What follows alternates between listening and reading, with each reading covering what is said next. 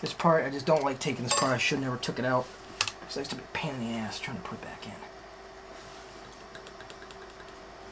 Probably put it in wrong too, so it's probably not helping. And as soon as it's locked in, alright, match it in.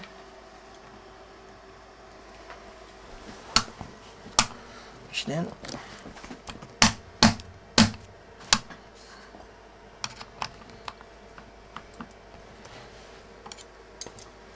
There we go. It's locked back in. Nice and tight. Locked back in. Just double check it, make sure it's nice and tight. You push in it for a couple times. Push it all the way down. If you can't get it in there, if it doesn't look like it's popping out, looks like you're all set. So always make sure it's nice and tight. It looks nice and tight. You can see it matches. Just taking these out is the hard part. Getting them out is the easy part. Putting them back in is the hard part. It's always a pain in the butt getting them back out. That's always the hard part. Just rub it down a little bit of oil. Oil rag. Then reinsert your bolt. This one's got to go like this. And either safety or fire. And that rifle has been disassembled. And put that together. Simple. Alright. That one's done.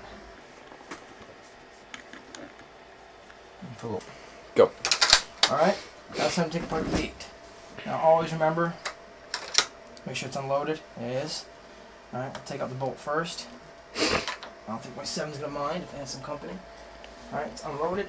It's basically the same catch. I'm not taking out the bottom plate again because it took me too long to take out the other one, so I'm not taking it apart.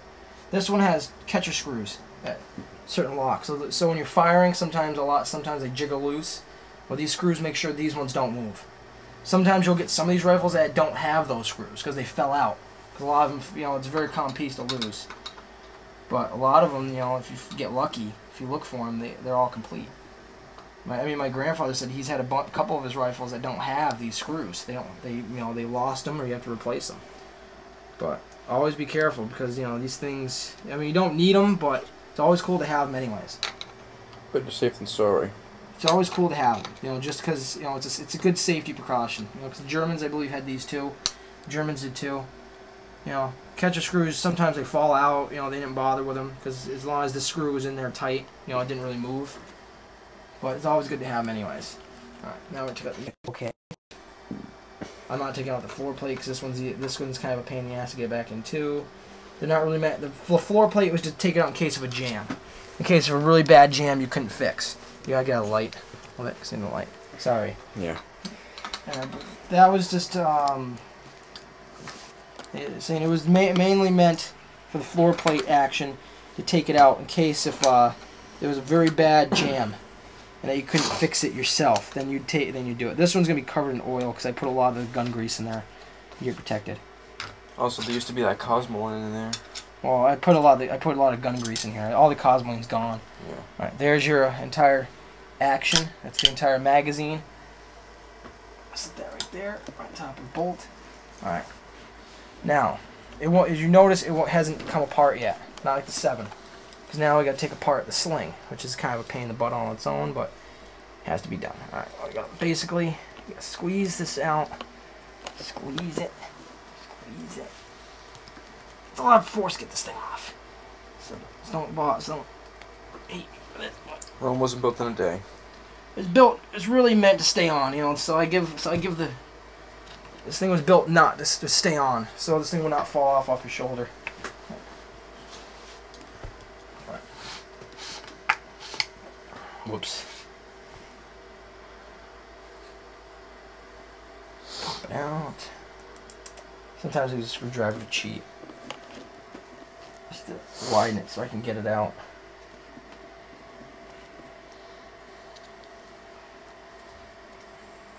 Just widen it so I can get it out just enough. So I open it just enough to get it out. Because this does come out, but just you got to get it out. That's the problem. Of course, it's being a pain in the butt right now.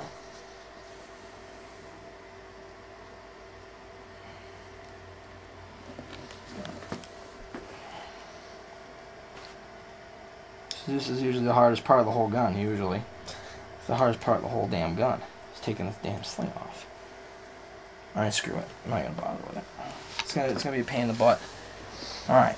Now next thing, as you'll notice, you have a spring right here. It's a piece of metal.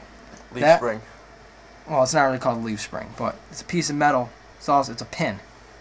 But it holds this and this together to keep the top part of the rifle on.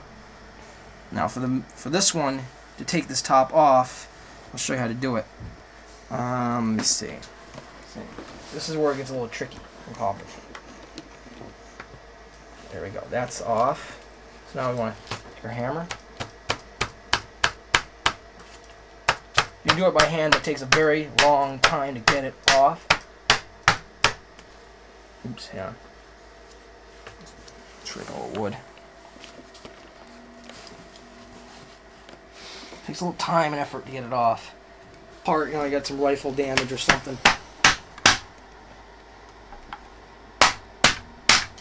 There we go. Came off. See, this part came off. It came up. It popped out. So now you slide it out. What's that? This part, I usually do this. Just make sure this thing ain't too bad. So I kind of hit it. See? No damage. It's got a little chinks on there from other previous damage from the previous owner. So it's not badly damaged. This rifle is not in any way a collection piece. It's not a collection piece. This is one of my it's a beating rifle basically. I just like this.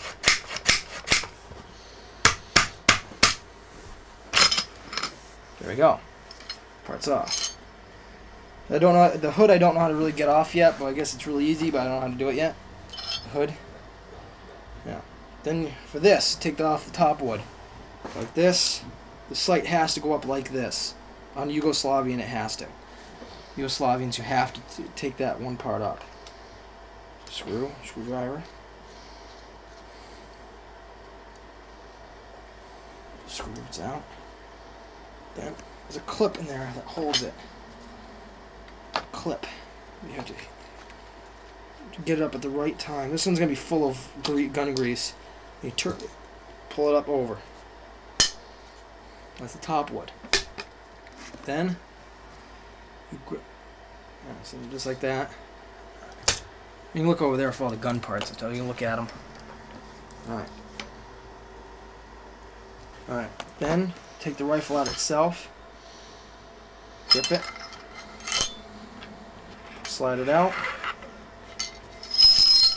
And there's your rifle action. It's the entire rifle itself. It's basically the whole gut of the rifle, basically. That's the whole entire thing of it. It's barely in that long, which is surprising. I thought when I first opened, I thought it was going to be a lot longer, but actually it's pretty short. So this is the frame stock itself. Pretty nice made. Nice wood. Alright. Put it back together. Repeat the process. A little oil.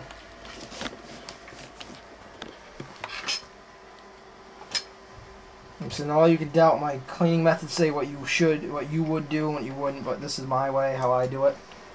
This is the way I like to do it. It's easiest for me because I got my own way of doing it. Alright, now first you want to put back on this part.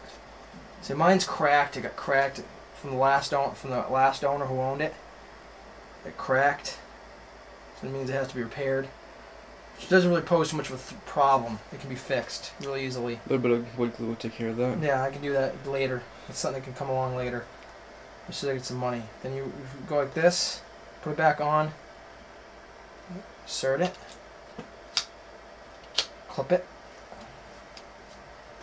Make sure it matches up perfectly with the bottom. Sometimes it won't clip until you have it on just right.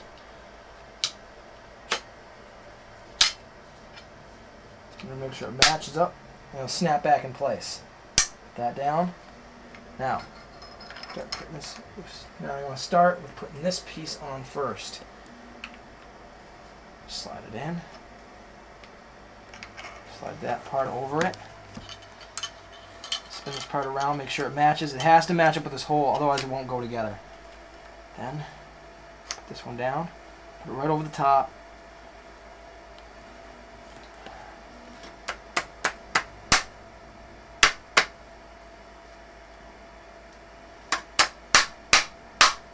Alright, here we go. Push real hard to hear it click. That means this part ain't going anywhere. It's stuck on. It ain't going anywhere. That's how you put that part back together. Pour a little oil. Maybe put a little oil on it.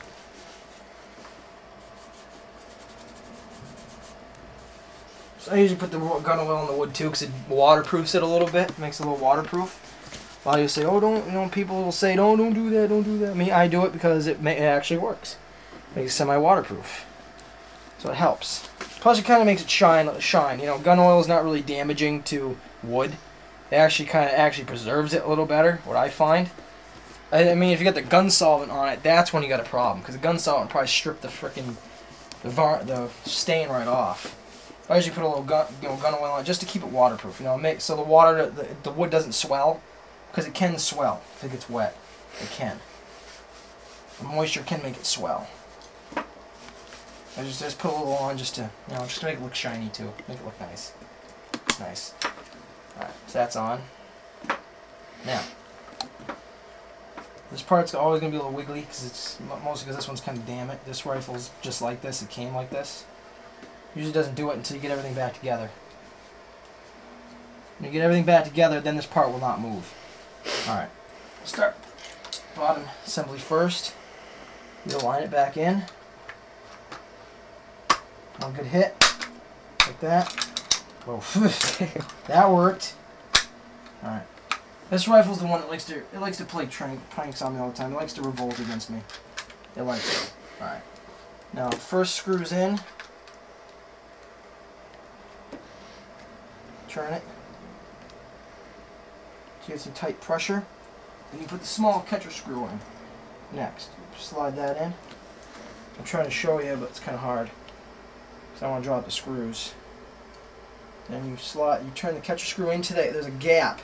You turn them into. So, and especially, screw will catch right to where that gap's supposed to be.